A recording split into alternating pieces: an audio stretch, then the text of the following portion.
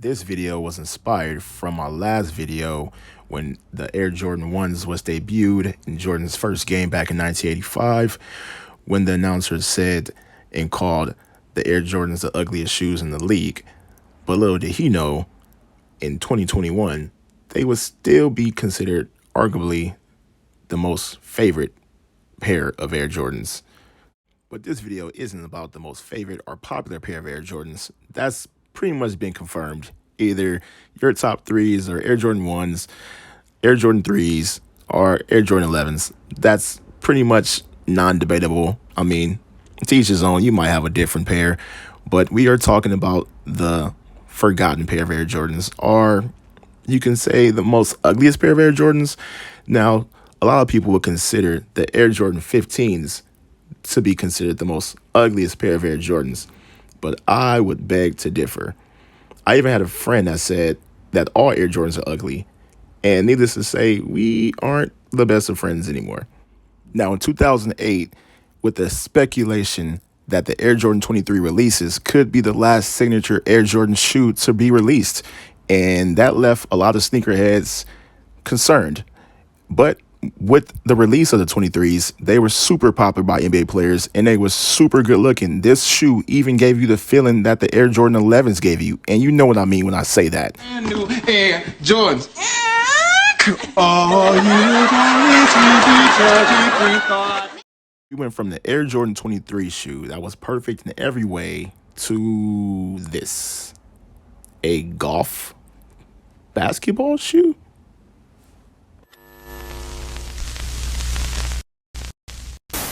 Now, this for sure, in my opinion, is the most ugliest signature pair of Jordans to ever be released on planet Earth. I guess you would be considered a signature shoe, even though they didn't call this a physical number. It was just called the 2009s.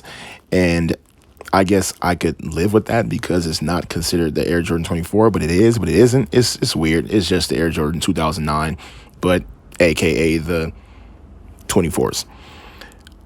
These are terrible, in my opinion. If you love them, I mean, it's all subjective. So now moving into the D Wade era.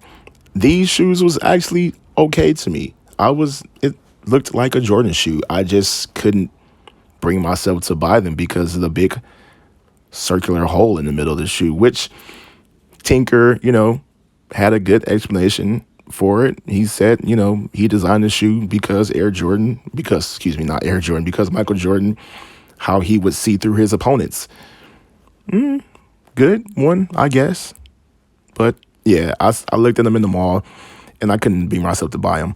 And as fast as the D Wade era began, it was over just that fast, literally.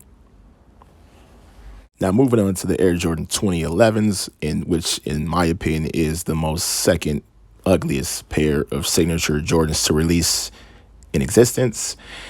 But to their defense, I did hear one person say that they were the most comfortablest pair of shoes to ever hoop in.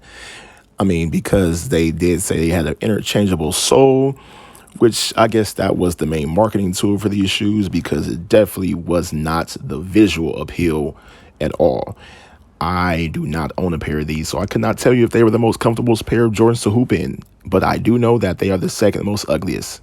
Enter the Air Jordan 2012s. A much better looking shoe is starting to take shape, and I guess Jordan Brand was starting to get back on that stride of creating a shoe that kind of looks like an Air Jordan. What was dope about these shoes was that you could customize, the shoe was fully customizable in colors. Like, you can create any color shoe that you could think of on the website, and I almost bought one, and I did design one, and it looks something similar to this shoe right here that I'm showing you. This isn't my specific color code that I use, but it was very similar. And which brings me to the Air Jordan 28, the officially titled signature shoe 28, and not just called the Air Jordan 2013s. This shoe actually had a number attached to it and not just a year. With the emergence of Russell Westbrook becoming a star in the league, he was a staple in helping bring Jordan Brand back to its essence of shoe superiority in the league and just in urban footwear. Now, these was a dope looking shoe. It's piqued my interest when they first dropped. It kind of looked like a space boot. I did not own a pair of these shoes because the casing was just a little too high for me. I would have preferred a midsole like this one I'm showing you right now on the screen. If it was a mid case, I would have for sure bought them. If it was like a son of glove kind of look, those would have been dope. They also have some fresh looking colors and some colorways that went along with this shoe. Even though I did not buy it, I would have loved to own a pair of these, but I just couldn't bring myself to buy any of these because just the casing was just too high. They did have some that didn't have the case in the shoe underneath. It didn't look that great to me. Looking back at the 28s right now, it makes me do want to buy a pair of these because they still look like a cool looking shoe just to have in a collection. And which brings us back to the top of the game of where Jordan should be, the 29s. They never looked back ever since this shoe had dropped. Every shoe since has been pretty much fire and on point. Yeah, questionable with the 35s. But if you liked this video, please subscribe and comment down below what you think is the worst looking pair of Jordans in existence, in your opinion. Catch you next time. Deuces.